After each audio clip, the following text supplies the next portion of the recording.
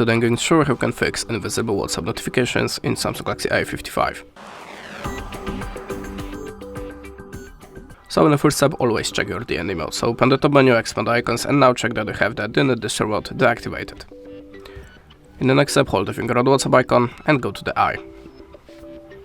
Let's start from notifications. Of course, check that you have this feature activated. If not, switch it on and select all of the notification types. In the next step, go to the Configure in WhatsApp.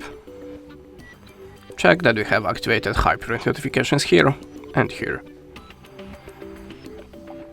Now it's time to open the mobile data before, and turn on the data usage wheel data saver.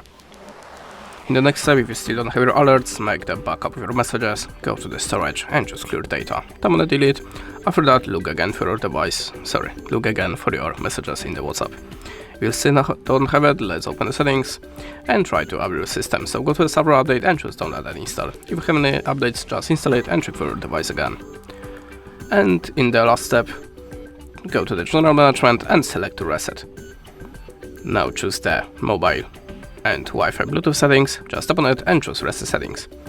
And that's it. Thanks for watching and goodbye.